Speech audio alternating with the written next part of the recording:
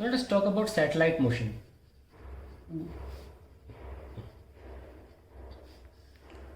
हम satellite motion जब पढ़ते हैं तो हम अज्यूम कर लेते हैं ऑलरेडी कि सैटेलाइट जो है वो मोरलेस एक सर्कुलर ऑर्बिट में ही होती है. ठीक है. That circular orbit can either be in the polar plane और इन द इक्वेटोरियल प्लेन. ठीक है. और उसकी जो हाइट है वो यहाँ से h ली जाती है और ये तो ऑब्वियसली रेडियस है. हम इसकी ऑलरेडी ऑर्बिटल वेलोसिटी निकाल चुके हैं. ऑर्बिटल वेलोसिटी होती है gm by r, where r is capital R plus h. So now let's find out the time period of the satellite. ये सैटेलाइट जो है जिसको हमने ऑर्बिट में डाला उसकी टाइम पीरियड निकाल लेते हैं. टाइम पीरियड क्या कैसे निकालें? टोटल डिस्टेंस, अगर ये हम जैसे बोला ये डिस्टेंस तो r है, upon the orbital speed. Now we know that the orbital speed is gm by r, so we get 2 pi r 3 by 2 upon square root of gm.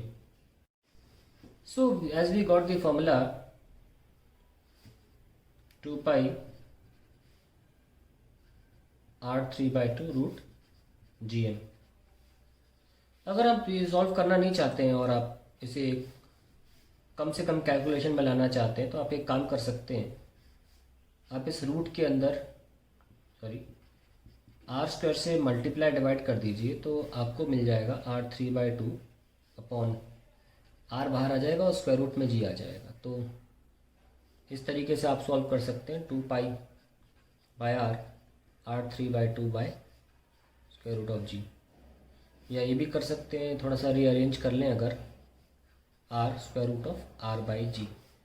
ये भी टाइम पीरियड निकाला जा सकता है. ये तब है जब r और r बराबर नहीं है. नाउ केस लेते हैं, इंपॉर्टेंट केस है actually, when r equals almost equals to r, यानी कि very close to the earth surface. जब इतना दूर नहीं होता, जैसे कि r ऑलरेडी बड़ा नंबर है, 6400 किलोमीटर कोई छोटा मोटा नंबर नहीं होता है. अगर आपकी सैटेलाइट करीब 1 किलोमीटर, बहुत होता है 1 किलोमीटर टू 100 किलोमीटर भी है तो भी वो r से बहुत कम है.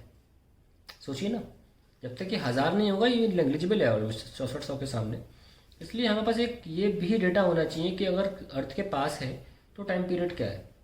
तो हम सिंपली क्या कर सकते हैं, छोटे r को कैपिटल R में तब्दील कर दें और नए सिरे से फॉर्मूला निकालें. तो 2 pi distance upon speed, that is orbital speed, and 2 pi और ऑर्बिटल स्पीड ऐसे में gm बाय r होगी. And we can write 2 pi r, इसमें आप मल्टीप्लाई डिवाइड बाय r से कर सकते हैं तो और आसानी से आंसर आ जाएगा. तो g बन जाएगा और g इंटू r और it will be this r by g. ठीक है. अब इसकी वैल्यू निकालते हैं कि धरती के पास अगर कोई सैटेलाइट ऑर्बिट में है तो उसकी वैल्यू क्या आती है. टाइम पीरियड, क्या था formula, gm 2 pi square root of r by g, ये था. ठीक है. अभी फॉर्मूला निकालते हैं इसका.